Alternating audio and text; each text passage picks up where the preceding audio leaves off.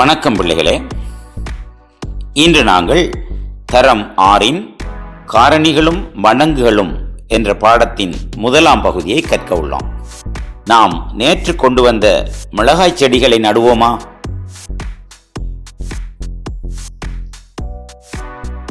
சரி அப்பா, ஆயினும் மிளகாய் செடிகளை நடுவது எவ்வாறு? நாம் ஒரு பாத்தியை அமைத்து நிழல்களாகவும் நிறைகளாகவும் மிளகாய் செடிகளை நடுவோம். எல்லாமாக 12 மிளகாய் செடிகள் உள்ளன. நிழல்களாகவும் நிறைகளாகவும் 12 செடிகளையும் நட வேண்டிய முறையை பார்ப்போம். ஒரே வரிசையில் 12 செடிகளையும் நடலாம். ஒரு வரிசையில் ஒரு செடி வீதம் 12 நிறைகளிலும் நடலாம்.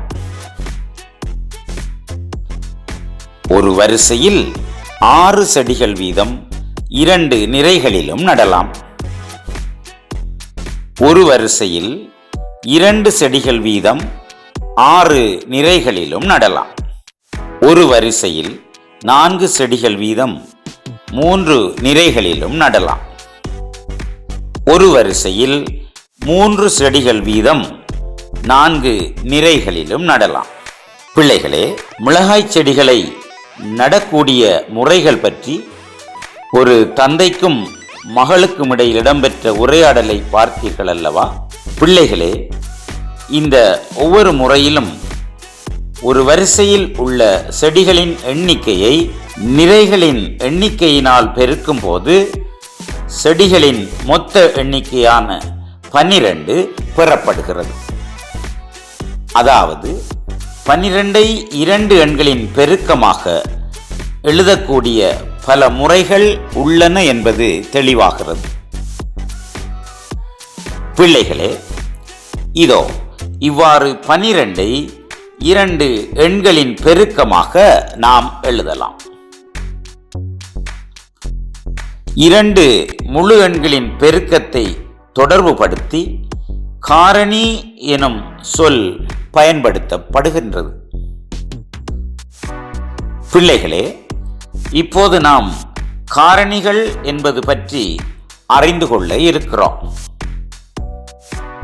பிள்ளைகளே, நாம் முன்னர் கண்டது போல எந்த ஒரு முழு எண்ணையும் 2 முழு எண்களின் பெருக்கமாக எழுதலாம்.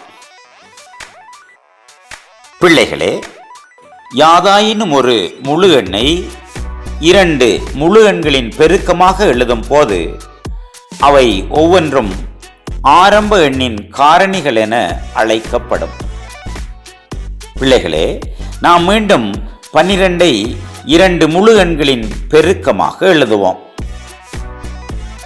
இதற்கேற்ப 1, 2, 3, 4, 6, 12 ஆகிய எண்கள் 12இன் காரணிகள் ஆகின்றன என்பதை நாம் காண்கிறோம்.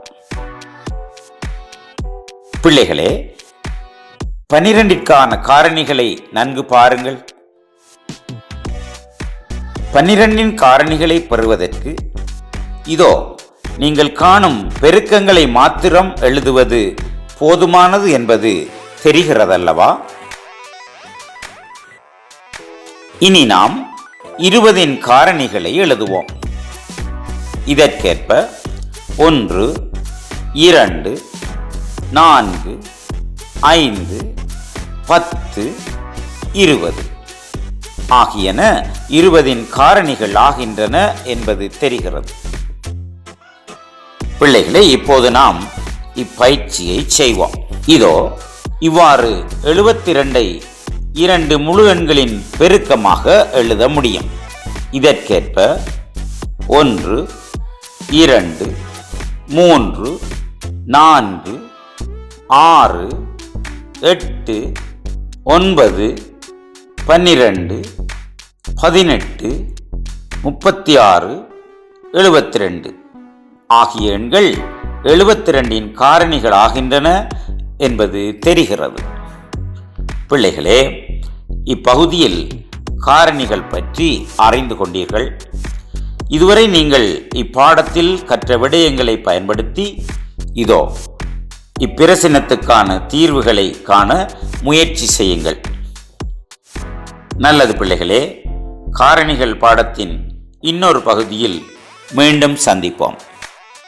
வணக்கம்.